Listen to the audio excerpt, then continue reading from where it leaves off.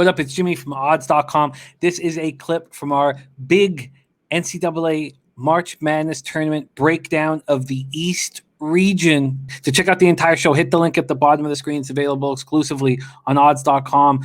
We move on. This is the game where I want to talk as little as possible and just let Max roll. 7:10 p.m. Eastern. The number 10 seed Maryland Terrapins, 16-13 on the season, versus the UConn Huskies, 15-7 on the season. Mackey Arena, West Lafayette, Indiana. Ooh-wee. UConn opening up as 2-point favorites. Just 2.5s come on the board. Now 3s are on the board. This total opened up at 131. It's now at 130. Maryland was riding a 5-game winning streak through mid-February, performing poorly in losses. They were riding a 5-game winning streak through mid-February before performing poorly in losses to Northwestern and Penn State to close out the regular season. They were decent-sized favorites in both. They came to play in their first game in the Big Ten tournament. Leading scorer Eric Ayala scored 21 points to help them knock out Michigan State. They followed it up with a 79-66 loss to Michigan in the quarters, where they were again led by Ayala's 19 points. He averages 14.9 on the season, followed closely by Aaron Wiggins, 14. The other Terp that averages double digits, sophomore Donta Scott, who averages 10.9 points, 6.1 boards, and hits 43.4% from three. Dante Scott, excuse me. Maryland scores 68.8 points per game, plays clean ball, only turning the ball over 11.2 times a game, hit 45.6 from the field, 35.3 from three, 70.2 from the foul line. UConn was on a 5-game winning streak when they were stopped in the Big East semifinal 59-56 by Creighton. UConn was badly out-rebounded in the game, 50-33. They allowed the Blue Jays to get 17 offensive boards.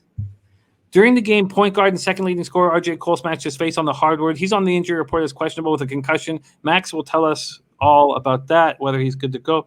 He averages 12.3 points, 4.4 assists, hits 38.3% from three, and very important. But the Huskies are led by sophomore James Bouknight, averages 19 points, 5.7 boards. Defensively, the Huskies were tied for 35th in the nation, allowing just 64.6 points per game. That number improved on the road, and that's a rare stat, seeing a team's defense get better on the road. That number. Jim, I don't mean to interrupt you, but that's not a rare stat. That's a UConn tradition. Okay. I mean, rare in the eyes of other teams. Yeah, of course. Other teams, they can't do that. We're UConn. We're the best. They allowed just 61.9 points per game on the road. They scored 72.5 points per game, hit 43.9% from the field, 33.6% from three, and 73.1% from the line. Max, we've been waiting all week for this. Break it down for us. Maryland, UConn. Jim, I'm not trying to be a dick, but I lined this game at 7.5. So we're taking UConn. We're taking UConn for 2 units, Jim. We're doing it twice. We're doubling up. And if you don't let me, I'm going to have a tantrum on the show like one of your children. Okay? We're taking UConn times 2. All right? You know what? Let's not even beat around the bush. The number has value. The number has a ton of value. All right? With Bouknight, it's 30-point game time, baby. It's 30-point game time. We may not have R.J. Cole. He may not be able to play with a concussion. We are going to see closer to game time. But I'm capping the game like he's not there, and that's where Jalen Gaffney is going to be able to step up. When you watch this Jalen Gaffney, what does he do? He is a beast when it comes to ball screen defense, and you're going to see some ball screens from Maryland. I think that with Tyrese Martin, with Bouknight, they are going to be able to score enough. They're going to be able to grind it out. They're going to play ugly, and the more that they can muck this game up, the better they're going to be. This is a UConn team with elite, and I say elite, half-court defense, and they are goddamn road warriors. You know what? I love their fight. I love their grit. They know what's at stake. They came up short against a matchup that was bad. Creighton was the worst matchup that they could have gotten, and they had to go up and listen. They could have won that game. I'm not making excuses for them. They didn't execute at key times, and I do not think we're going to see a repeat of that. They are aware. They are hungry. They are going to feed. And the Maryland Terrapins are in their goddamn way, and we're going to freaking steamroll them. All right? with UConn, listen, Maryland lacks size, so you're going to be able to beat them on the glass. You got to close out on three-point shooters. These off-ball screens, that's how they're getting them, you know. You got to play big, and against a team like Maryland, what have they had to do all year? Play against bigger teams. So this could be an advantage for Maryland playing against the size of UConn. But UConn can go small. UConn has versatility. UConn has depth. And the emergence and the development of Adama Sanogo has been fantastic. His offense is coming around.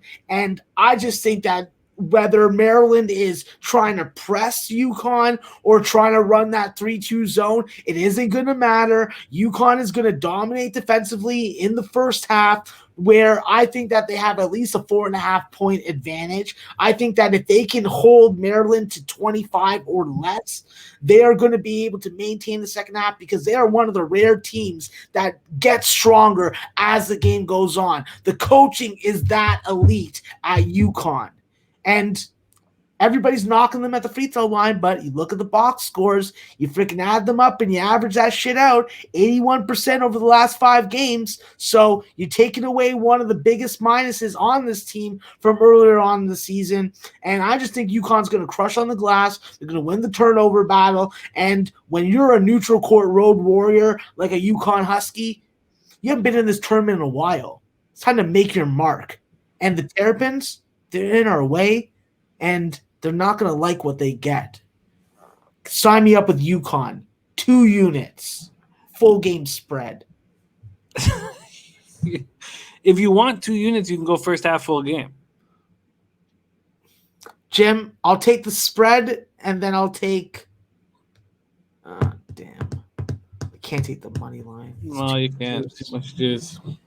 Okay, fine. First half spread and full game spread. Let's go. All right. You get -2.5 and -110. That's available at FanDuel and Bet365 for the full game.